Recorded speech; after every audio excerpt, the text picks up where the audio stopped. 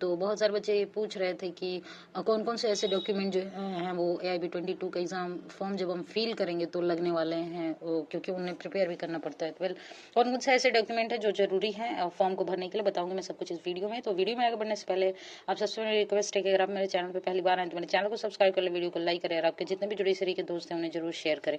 देखिए, इस जो AIB 22 का फॉर्म है या पिछले कई फॉर्म रहे हैं, तो उसमें आपको बेसिकली 5-6 बातें मुख्यतः आपको याद रखनी होती है। पहली जो है मैं आपको बता दूं कि आपको रिसेंट जो कलर फोटो है व्हाइट बैकग्राउंड के साथ वो लगेगी, तो ये फोटो आप बहुत ही ध्यान से ऐसा बनवा लीजिएगा। उसके बाद आपका एक स्कैन जो है सिग्नेचर लगने वाला है। तीसरा जो है आपका इनरोलमेंट सर्टिफिकेट लगने वाला है। साथ ही चौथा जो है, अगर आप LLB डिग्री पास कर चुके हैं तो आपका फाइनल ईयर का जो रिजल्ट होगा या डिग्री होगी, फाइनल ईयर का जो रिजल्ट होगा आपका वो लगेगा।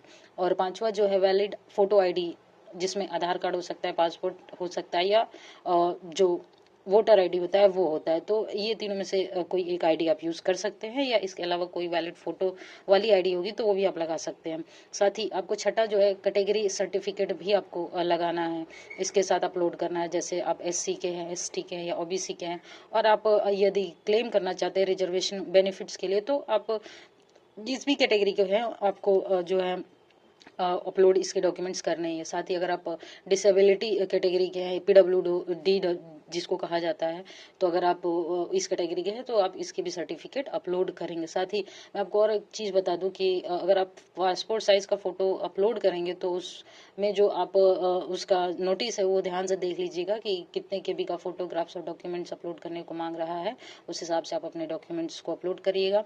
इसके साथ ही एक और चीज़ ये भी है कि बच्चे ये भी पूछ रहे हैं कि किस किस कैटेगरी के जो फीस है वो क्या क्या रहेगी। तो आपको पता है कि जो भी फॉर्म भरे जाते हैं कैटेगरी वाइज भरे जाते हैं। तो अगर मैं बात करूँ जनरल OBC वालों के लिए, तो उनके लिए फीस जो है 3500 रुपये है, और SC ST वालों के लिए 2560 रुपये, यानी कि मान लीजिए 2500 का आपका ट्रांजेक्शन होगा। इसके अलावा जो डिसेबल वाले लोग हैं वो 2500 रुपये उनके लगने वाले हैं। तो आप अपने फॉर्म को ध्यान से भरिए, खुद से भरिए।